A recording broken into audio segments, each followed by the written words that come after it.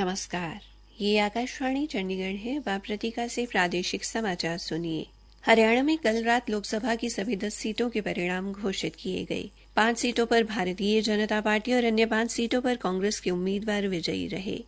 Bharatiya Janata party ने भिवानी, महेंद्रगढ़, फरीदाबाद, गुड़गांव, करनाल और कुरुक्षेत्र लोकसभा सीटों पर जीत हासिल की, जबकि कांग्रेस ने सिरसा, हिसार, अंबाला, रोहतक और सोनीपत लोकसभा सीट अपने नाम की। सिरसा से कांग्रेस प्रत्याशी कुमारी सैलजा, फरीदाबाद से बीजेपी प्रत्याशी कृष्णपाल गुर्जर, करनाल से बीजेपी प्रत्याशी मनोहर लाल और रोहतक से कांग्रेस प्रत्याशी दीपेंद्र हुड्डा ने मतों के बड़े अंतर से जीत हासिल की।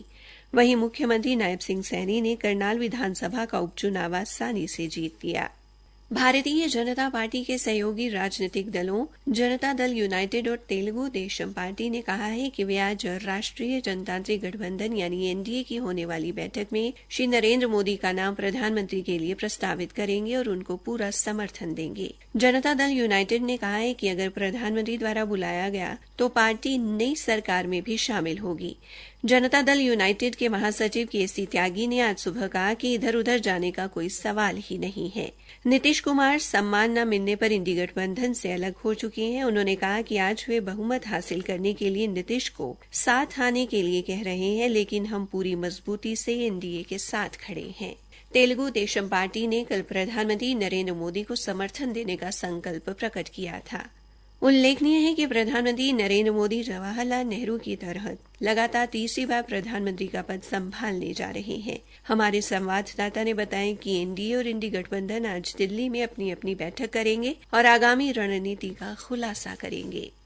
विश्व के नेताओं ने लोकसभा चुनाव में लगातार तीसरी बार जीत पर प्रधानमंत्री नरेंद्र मोदी और भारतीय जनता पार्टी को बधाई दी है। इटली, मॉरिशस, भूटान, नेपाल, मालदीव और श्रीलंका ने प्रधानमंत्री को शुभकामनाएं दी हैं। सोशल मीडिया पोस्ट में श्रीलंका के राष्ट्रपति रानिल ने प्रधानमंत्री को शुभकामनाएं देते हुए भारत के साथ मजबूत साझेदारी की कामना की है। भूटान के प्रधानमंत्री शेरिंग तोब्गे ने भी दोनों देशों के बीच संबंधों को और बढ़ाने के लिए प्रधानमंत्री नरेंद्र मोदी के साथ मिलकर काम करने की आशा व्यक्त की है।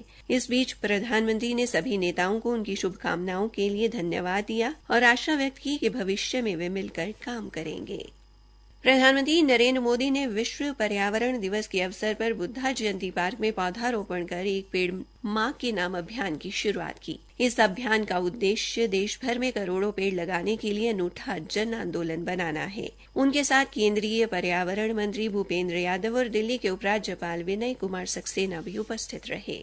विश्व पर्यावरण दिवस पर आज राष्ट्रपति द्रौपदी मुर्मू ने लोगों से मिलकर एक बेहतर और हरित विश्व के निर्माण के लिए सामूहिक प्रयास करने का आह्वान किया। राष्ट्रपति ने सोशल मीडिया पोस्ट में कहा, आइए कि हम खुद को याद दिलाएं कि धरती माता की रक्षा करना हमारी मौलिक जिम्मेदारी है। उन्होंने कहा कि हम प्राकृतिक संसाधनों के धरोहरी हैं, न कि इनके मालिक। राष्ट्रपति ने कहा कि जलवायु परिवर्तन जीवन और आजीविका को प्रभावित कर रहा है और इसका अधिक प्रभाव कमजोर समुदायों पर पड़ रहा है।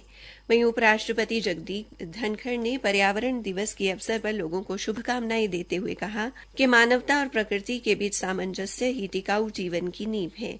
उन्होंने लोगों से साथ मिलकर बढ़ने के सिद्धांतों को अपनाने और धरती माता के संरक्षण के लिए अपनी प्रतिबद्धता की पुष्टि करने का संकल्प लेने का आग्रह किया। प्रधानमंत्री नरेंद्र मोदी के आवास पर केंद्रीय मंत्रिमंडल की बैठक चल रही है। केंद्रीय मंत्री अमित शाह, नितिन गडकरी, राजनाथ सिंह और अन्य कैबिनेट मंत्री बैठक में उपस्थित हैं। ये बैठक लोकसभा चुनाव में एनडीए की जीत के एक दिन बाद हो रही है। संभावना है कि बैठक के दौरान केंद्र में नई सरकार के गठन को लेकर चर्चा हो सकती है। अखिल भारतीय कांग्रेस समिति की महासचिव एवं पूर्व केंद्रीय मंत्री कुमारी सैलजा ने सिरसा लोकसभा सीट पर अपनी जीत के लिए मतदाताओं का आभार जताया है। उन्होंने कहा कि क्षेत्र को शिक्षा, चिकित्सा व बुनियादी सुविधाएं उपलब्ध करवाना उनकी प्राथमिकता रहेगी। इसी के साथ ये समाचार बुलेटिन समाप्त हुआ।